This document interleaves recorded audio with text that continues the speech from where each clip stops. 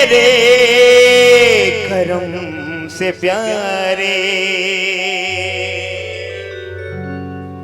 मेरा दिन गुजर रहा है, तेरी रहमतों का किस्सा मेरे श्याम चल रहा है। भागवत भगवान की, वृंदावन बिहारी लाल की जय जय श्री राधे। तो इधर देवी के लिए दूल्हा वसुदेव को चुना गया, बारात लेकर के आए, सारी बारात की औपचारिकताएं पूर्ण होने लगे। इधर कंस ने विचार किया कि जनता में छवि खराब है गई है, जब से पिता को जेल में डाला है सारा समाज थू थू कर रहा है, क्या किया जाए छवि सुधारी जाए। नेता क्या करते हैं, आज के समय के नेता कौन है, जो पहले जेब काटते रहे, जो पहले टिकट ब्लैक करते रहे सिनेमा घरों के सामने, जो किसी का गला काटते रहे। जब फूलन देवी जैसी महाराज सांसद बन सके और उनकी गाके जाए, तो फिर ऐसे लोग अपनी छवि सुधारते हैं। तो कंसो महाराज छवि सुधारवे में लगो कि का हो जाए कि मौको बड़ो अच्छो है कि पूरा समाज जुड़ो होएगो, क्यों ना बहन की विदाई के समय में कुछ नाटक की हो जाए। तो महाराज उसने आज रथ की लगाम पकड़ ली, रथ की लगाम पकड़ करके आज देवकी को विदा करने के लिए चल पड़ा। आज जैसे ही चला, देवताओं से नहीं रहा गया, आकाशवाणी कर दे, अष्टातष्टमो गर्भो हंते बहसे बुधा। हे अबुध कंस, हे ज्ञानी कंस, इस बहन को ऐसे रो करके विदा तू कर रहा है ना, इसका 8वां गर्भ तेरा काल होगा। लगाम छोड़ दी महाराज, चोटी पकड़ ली। देवकी से सबसे बड़ी गलती क्या हो गई, देवकी से सबसे बड़ी गलती ये हो गई कि देवकी ने अपने रथ की लगाम कंस को सौंप दी। और ये कंस क्या है, कंस है अभिमान। कंस क्या है, अभिमान। और ध्यान रखना चाहिए, कभी भी अपने जीवन रूपी रथ की लगाम अभिमान के हाथ में नहीं सौंपनी चाहिए। सकल शोकदायक अभिमान, अभिमान सारे दुखों का मूल कारण है। अभिमान, अभिमान क्या है, सारे दुखों का मूल कारण। तो लगाम अभिमान को नहीं, लगाम भगवान के हाथ में सौंपनी चाहिए। किसके हाथ में सौंपनी चाहिए, अपने जीवन रूपी रथ की लगाम किसके हाथ में, भगवान के हाथ में, अभिमान के हाथ में नहीं।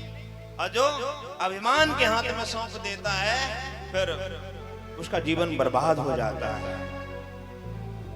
तो सौंप दिया इस जीवन का सब भार तुम्हारे हाथ में, भगवान के हाथ में सौंप दो। इधर कंस ने चोटी पकड़ी और मारने के लिए तैयार हुआ, घसीट करके नीचे डाल दिया। जैसी तलवार उठाई, इतने में वसुदेव ने आकर के हाथ पकड़ लिया।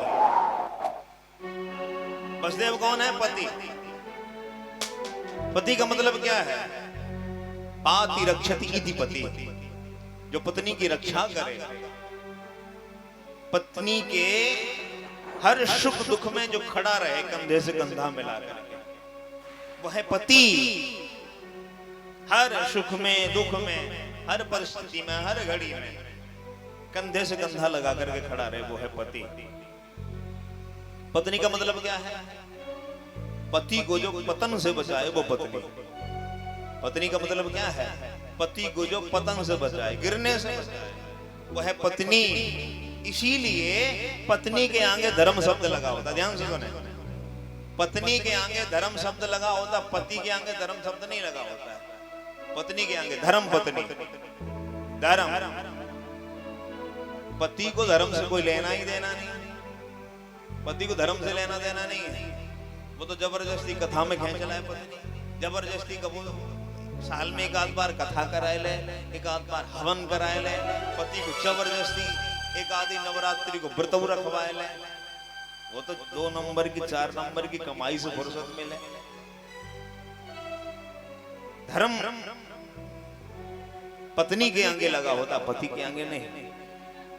और एक बात बताएं, पति जो धर्म कर्म पुण्य करता है उसका आधा पत्नी को मिलता है, और पत्नी जो पाप करती है वो आधे पति को मिलते हैं। ये शास्त्रों का नियम है।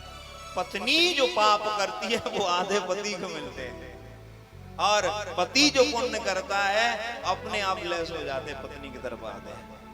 बच्चा जन्म से 6 वर्ष तक अगर कोई बच्चे के हाथों पाप हो जाए तो बाप को भोगना पड़ता है। किसको? बाप को। तो भैया बहुत सोच समझ करके चलने की आवश्यकता है। आज चोटी पकड़ ली मारने के लिए केस,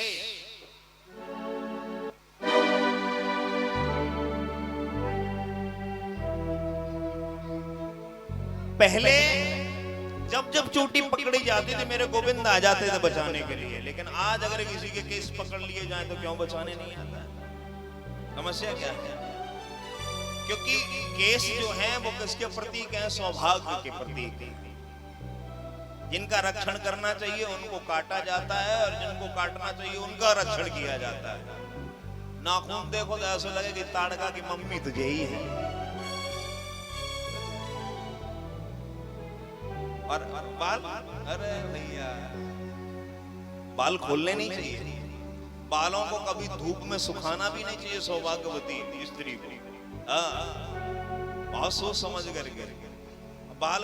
ये आजकल का तो महाभारत होगा, जब द्रौपदी ने केस खोले तो महाभारत है, घर में खुले ही खुला ही रहा है तो महाभारत बचे कैसे? तो पूरे दिन महाभारत ही हो महाराज। कभी नहीं खोलना चाहिए। माताएं चोटी गूंथ करके रखें। माताओं की चोटी में त्रिवेणी होती है। क्या होती है? त्रिवेणी। त्रिवेणी होती है। जब चोटी गूंथती हैं तो 3 भाग कर लेती हैं। क्या कर लेती? 3 भाग। और जब गूंथ लेती तो 2 ही दिखाई देते हैं, एक विलुप्त हो जाता है। जैसे सरस्वती की धारा है लेकिन विलुप्त है, वो बेड़ी बता रही है, चोटी बता रही है। जैसे चोटी में एक धारा विलुप्त है, ऐसे ही प्रयागराज में जो सरस्वती की धारा है लेकिन अदृश्य है। जैसे चोटी में एक धारा विलुप्त है। तो महाराज इन सब कथा तो रोज सुनते हैं। तो जैसे ही मारने के लिए तैयार हुआ तो वसुदेव जी ने समझाया, कहा कि छोटी बहन है और छोटी बहन बेटी की तरह होती है, और तुम्हारे क्रोध के आगे ये वैसे ही थर थर के कांप रही है, या मारने की आवश्यकता है, इसको छोड़ दो। कहा कि ये मेरे काल को जन्म देगी, इसको मैं कैसे छोड़ दूं? कहा कि महाराज कि मृत्युर्जन्म बताम्बीरा देहेन सहजायते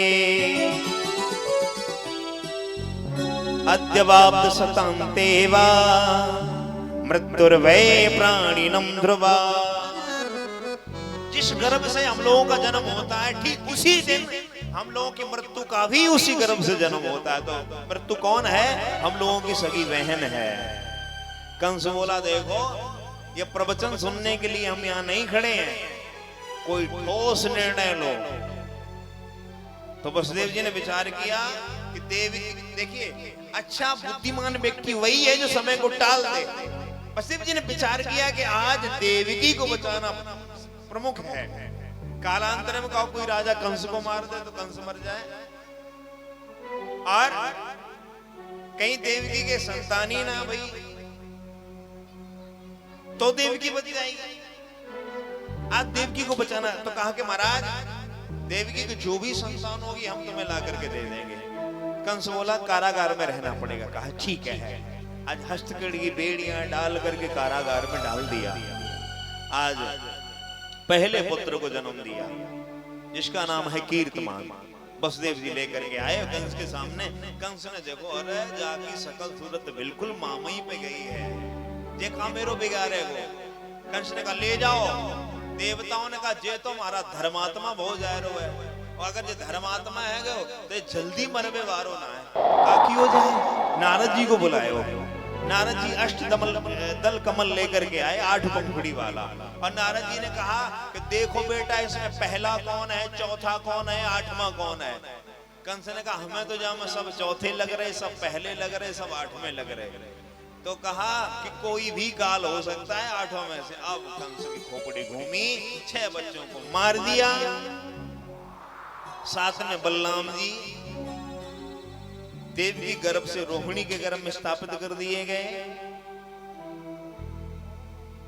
और 8 में मेरे गोविंद। विचार करना, देवकी के 6 बच्चों को कंस ने मारा, ध्यान देना। और इन बच्चों का कारण कौन है? नारद जी। नारद जी के कारण देवकी के 6 बच्चे मारे गए। ये देवकी कौन है? देवकी है बुद्धि, और नारद कौन है? गुरु।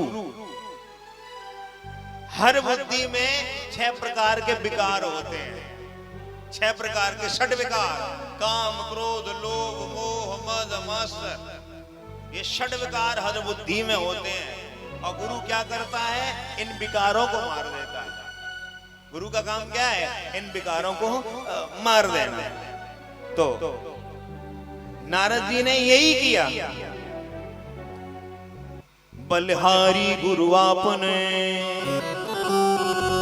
गोविंद दियो मिला, और निर्मल मन जन सो मोहि पावा। जिसका मन जो है निर्मल है, और जिसका मल युक्त है, उसको भगवान नहीं मिलने वाले। जिसका निर्मल है उसको मिलने वाले। तो ये देवकी के भाव ये है कि देवकी के 6 बच्चे कौन? ये बुद्धि है देवकी, और बुद्धि में 6 प्रकार के विकार हैं, और गुरु की सन्निधि में आते आते वो षड विकार मर जाते हैं, तब जाकर के परमात्मा की प्राप्ति होती है। तो शेषनाग आए बलराम के रूप में, रोहिणी के गर्भ में स्थापित किए गए, और 8वें में मेरे प्रभु आए, और ब्रज की कमान सरकार ने हाथों में ले ली। जब हाथों में ली, योग माया से कहा देवी तुम यशोदा के यहां बेटी बन करके आओ, और मैं मथुरा में बेटा बन करके आऊंगा। पिता मथुरा से गोकुल लाएंगे, और तुम्हें गोकुल से मथुरा ले जाएंगे। कंस तुम्हें मारने को प्रयास करेगो, लेकिन तुम्हें मार ना पाएगो। तुम हाथों से उसके छूट जाओगी, और विंध्याचल की पर्वत पर जाकर के बैठ जाओगी, विंध्यवासिनी मैया के नाम से विख्यात हो जाओगे। आज जैसे ही मेरे प्रभु गर्भ में आए, तो देवकी मैया का जो मुख था ना, वो चंद्रमा के समान चमकने लगा। बंदी ग्रह का जो अंधकार था, वो महाराज प्रकाश में बदल गया।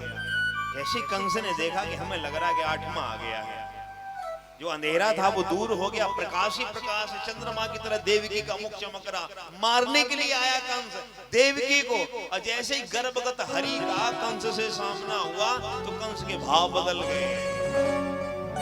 इधर देवता आए भगवान का स्तवन करने के लिए। आइए हम लोग भी चलते हैं।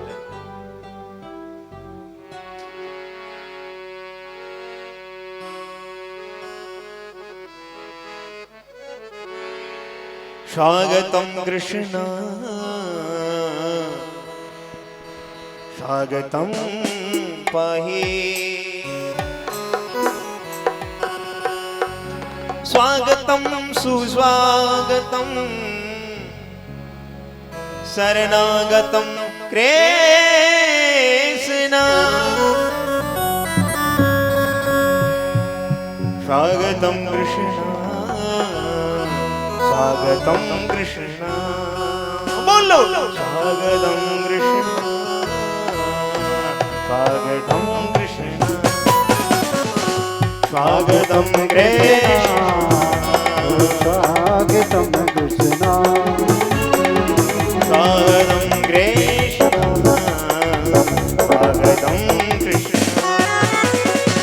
स्वागतम सुस्वागतम शरणागतम कृष्ण ताली सेवा करते हुए स्वागत करेंगे सुस्वागतम शरणागतम कृष्ण स्वागतम कृष्ण स्वागतम कृष्ण भगवान आ रहे हैं और तालियों की सेवा करते हुए भगवान ताली सेवा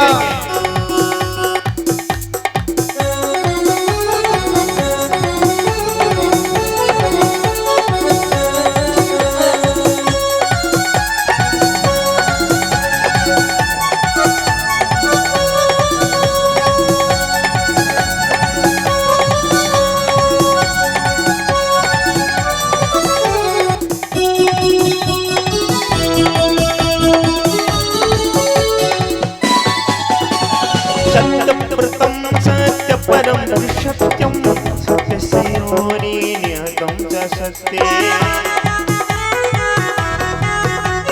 सत्यस्य सत्यामृत सत्यनेत्रं सत्यात्मकं अहं शरणं प्रपन्नं बोलो स्वागतं कृष्ण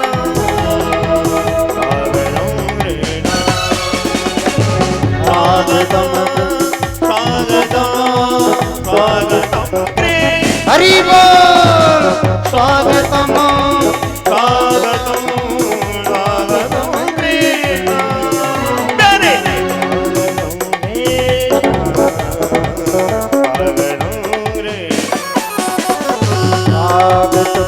कृष्ण स्वागतम कृष्ण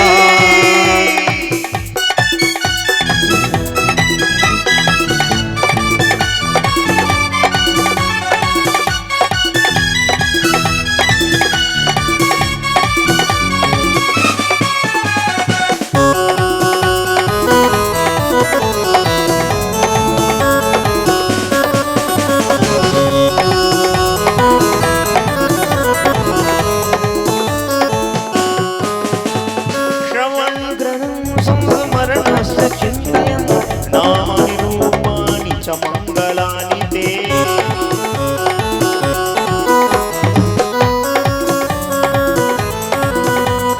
क्रियासु यष्टाचरणारविन्दयोराविर्जिचेतान भवाय कल्पते स्वागतं कृष्ण स्वागतं कृष्ण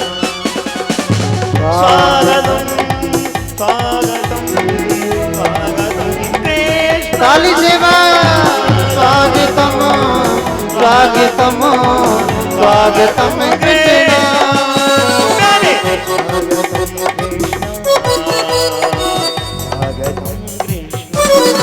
हरि बोल स्वागतम कृष्ण स्वागतम कृष्ण स्वागतम कृष्ण स्वागतम कृष्ण स्वागतं स्वागतं स्वागतं कृष्ण स्वागतम स्वागतं स्वागतं स्वागतं स्वागतम प्यारे स्वागतम स्वागतम स्वागतं स्वागतम स्वागतम स्वागतं स्वागतं स्वागतम स्वागतम स्वागतम स्वागतम ताली दोनों हाथ उठाइए सीधे करके स्वागतम स्वागतम स्वागतम स्वागतम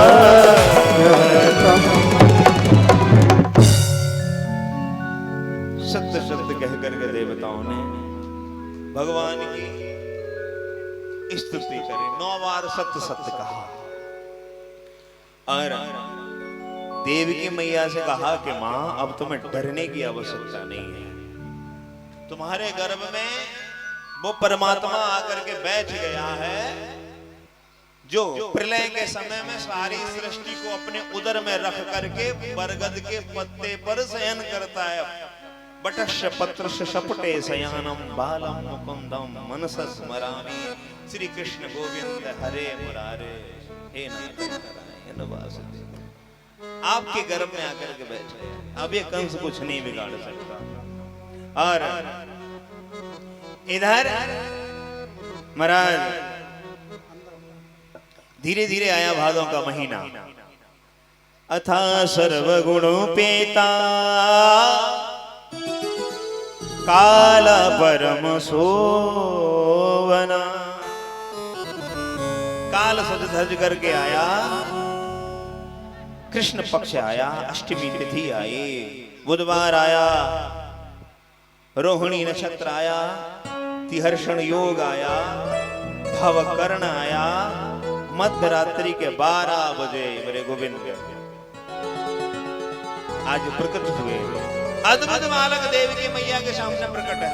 तम अद्भुतम बालकम अम्बुजे क्षणम चतुर्भुजम शंख गदायुधायुधम श्री वस्त्रलक्ष्म्याम गलशोभ कौस्तुभम पीतांबरम शांद्र पयोदिशोभगम। अद्भुत बालक। अद्भुत बालक कैसे है? तम अद्भुतम। संसारी बालक होता है उसके नेत्र बंद होते हैं, लेकिन तम अद्भुतम बालकम अम्बुजे क्षणम। अम्बुजे क्षणम कमल की पंखुड़ी की तरह इसके नेत्र। चतुर्भुजम संसारी बालक, 2 हाथ होते जाके 4 हाथ। संसारी बालक आता है ना तो हाथ खाली होते, लेकिन जाके 4 हाथों में काऊ में शंख है, काऊ में पद्म है, काऊ में चक्र है, काऊ में गदा है।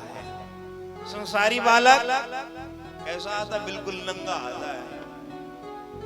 लेकिन ये पीतांबरम शांद्र पयोदिशोभगम, पीतांबर धारण करके आया। आज देवकी मैया ने कहा कि मैंने कहा था बेटा बन के आना, आप तो पिताश्री बन करके आ गया। एक काम करो, छोटे बन जाओ। और ये हाथ में शंख चक्र गदा पद्म लाए की क्या आवश्यकता है? ये काय को लाए? लोगों को पता चले गए कि देव के घर में झोरा भयो 4-4 हाथ मारो, तुम्हारी हंसी कम हमारी ज्यादा होगी। तो महाराज भगवान ने कहा कि माँ, ये जो मामा है ना, जन्म लेते ही मारवे आ जाए। तो मैंने विचार किया कि मामा अगर आएगा ना तो 11 वर्ष 56 दिन बाद जो काम करेंगे वो आज ही कर लेंगे, आज ही कर लेंगे। यही लिए लेके आए। तो मैया ने कि इन सबन को हटाएगा। कहा कि अगर इन सबन को हटाए दो फिर तो मेरी रक्षा करनी पड़ेगी। कहा कि मेरे हाथन में हथकड़ी, पैरन में बेड़ी और ताले पड़े हुए हैं, पहरेदार खड़े हुए हैं, मैं आपकी कैसे रक्षा कर पाऊंगी? कहा कि एक बार मेरे कदम बढ़ाओ तो तरफ मेरे तरफ, एक बार कदम बढ़ाओ। भगवान का कथन है, जो तू आए एक पग मैं आऊं पग 60। एक बार कदम बढ़ाओ तो सही, सच्ची श्रद्धा भाव से, निष्ठा से।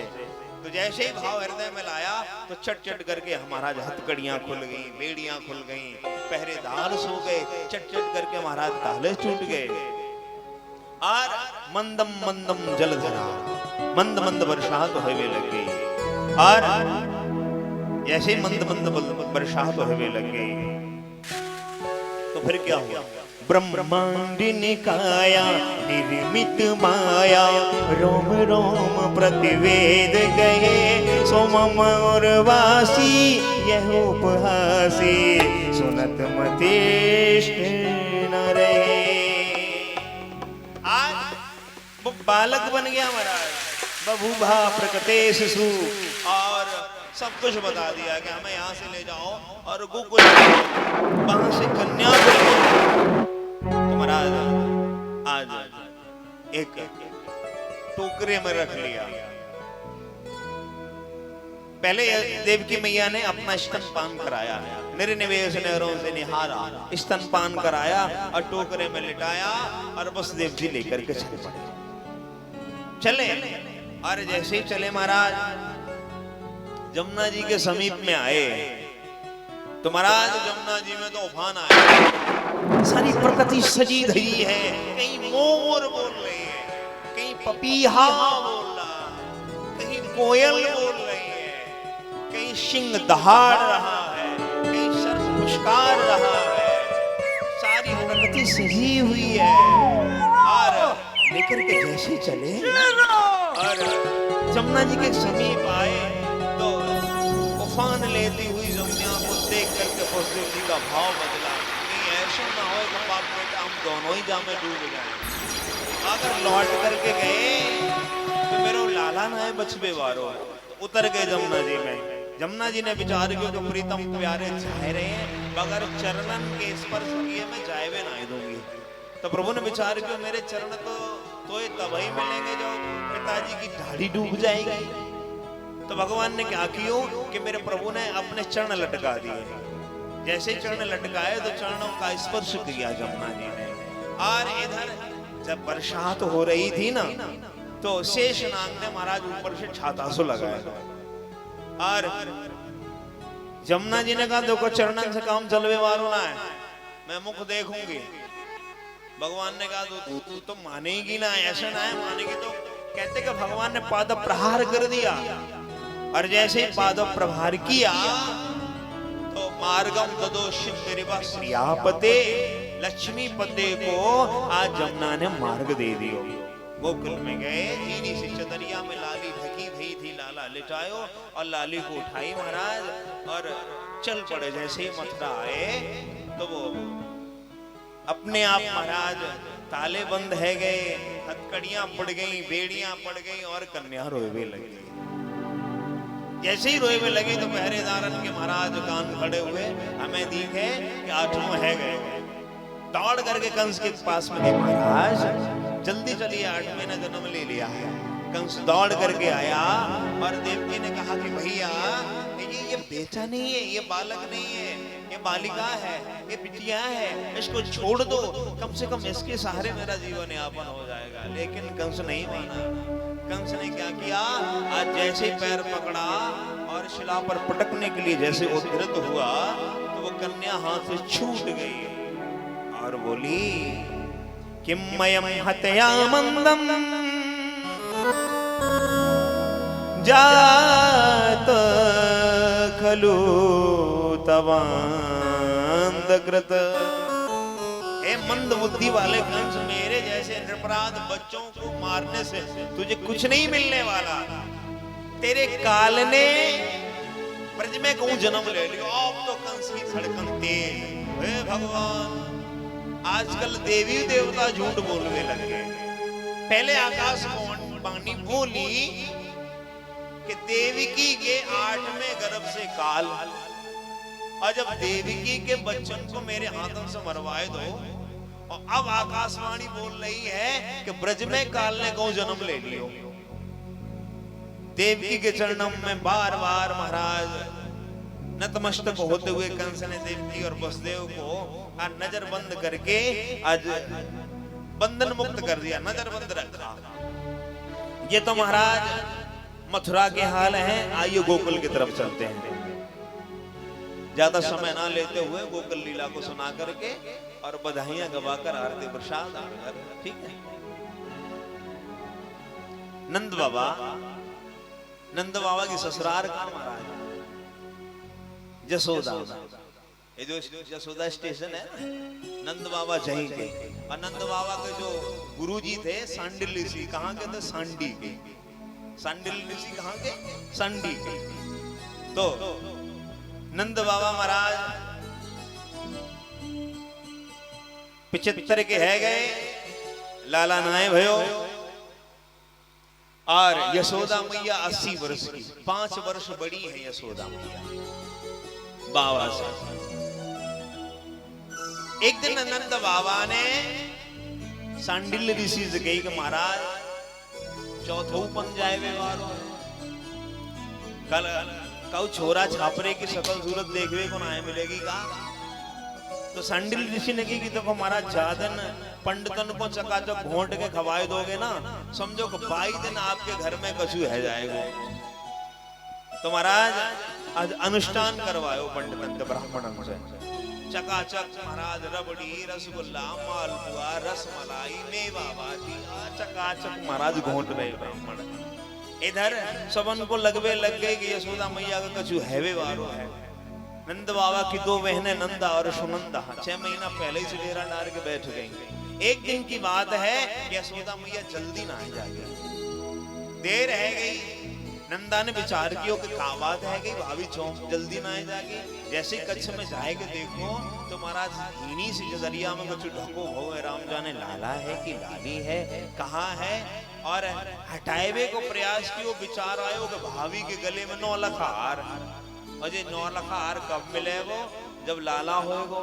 और लाली भाई तो महाराज अच्छन अच्छन के चेहरा उतर जाए, और इनकी बात का है अच्छन अच्छन के चेहरा उतर जाए। बड़े सौभाग्यशाली होते जिनके घर में लाली आती है। लालन को कोई भरोसा ना है, टैबलेट मंगाओ तो वही 4 घंटा बाद लौट के आएगा, हमें ध्यान ही ना आए रहो, वो तो छोरी है। सरऊ दबाएगी, पतो चल जाएगा वहां बीमार है तो सारे काम छोड़ के चली आएगी। छोरा ये लड़के तो बहुत निकम्मे होते हैं, ये आए वारे ना है तो छुट्टी ना मिल गई, जब बाप गुजर जाए तब वही आए, बीमार को देख भी ना आया महाराज। तो महाराज झीनी सी चदरिया में हटाएवे को प्रयास कियो 21 बार, हरि शरणम को जैसे ही जाप कियो, और जो चदरिया हटाई बोली नंद के लाला की। आज बेलन लेकर के थाली को बजाने भी लगी। इधर सुनंदा दौड़ करके गौशाला पर गई, कहा भैया आपने जो ब्राह्मणन को जिवायो, संतन को जो सम्मान कियो, जो अनुष्ठान कियो, बाको फल घर में आए गए। कहा है गो कि भैया आपके घर में प्यारो सो नन्नो सो लाला आए गए। जैसे ही लाला की बात सुनी तो 75 से महाराज 21 वर्ष के बाबा है गए। जमुना मैया में आए के महाराज 108 डुबकी लगाई और सुंदर सज धज करके महाराज आज 9 भाइयों को बुलाया, सांडिल्य सी आए, सस्ती वाचा भयो महाराज। उसके बाद में महाराज सारा ब्रज आज नंद राय के आंगन में आया।